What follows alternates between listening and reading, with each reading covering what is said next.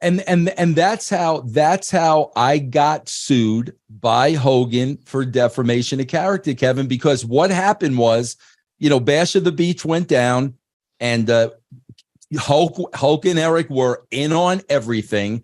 It worked out exactly how I laid it out. But what happened, Kevin, was I told Hulk, because he kind of said, I had to make sure the pay-per-view, we that was going to happen. So when we finished that, he goes, okay, where do we go next, brother? And I said, Hulk, let me get through the pay-per-view. Let me get through Nitro.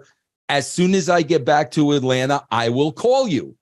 And I meant that, like, without a shadow of a doubt. I was going to call Hulk and say, okay, bro, here's where we are. This is what I'm thinking. Where would you like to go? Well, what happened was I got back to Atlanta. I went to the office, Kevin, and I saw Brad Siegel.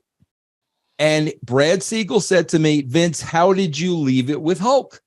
And I said, Brad, I told him I was going to give him a call so we could discuss creative. And Brad Siegel said to me, and this is based on everything that you're saying, Vince, you cannot call Hulk because I can't afford to put him on TV.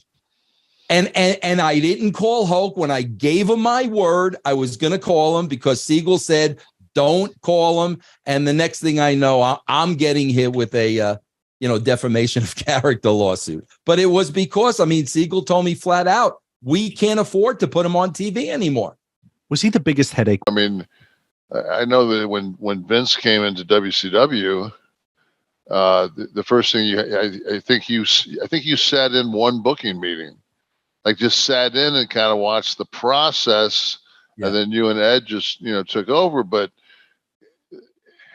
the way that system was set up was you had 3 hours of Nitro. I've said this a million times, but you don't realize until it's put in front of you, you've got to write 3 hours of Nitro, and then you've got to write a Thunder. But you've got to write another Thunder because you're going to tape both Thunders back to back. So then you've got to write that Nitro so you can put that in between so that Thunder makes. So you're basically sitting down on a Tuesday and starting to write 12 hours of television. Yeah. And it's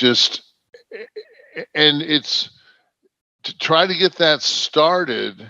And then inevitably somebody in that process is you're gonna lose a guy. Somebody's going to get hurt. Somebody's going to get injured. Somebody's going to have a bad attitude. And it doesn't work for me, brother. Yeah. That was huge. Right. When Vince, did you ever see the Hogan's Con? We did an episode on this. I've never seen it. No. Dude, we did an episode on this fucking show called Hogan's Contract. He got $20,000 a month to wear the NWO T-shirt. He got $150 a day per diem. Oh my God! Have you ever? He's a 1099. He's getting a per. I was just when they laid that thing out. I said to myself, I was like, oh my God! Yeah. It was like a fairy tale. It was unbelievable. You couldn't have given any more than that. And then every time you did something, it was based around, like, I remember we needed events. The thing that made like Vince McMahon so powerful and the story with Steve was people knew that guy owned the company. Yeah. He wasn't a character. That was a shoot.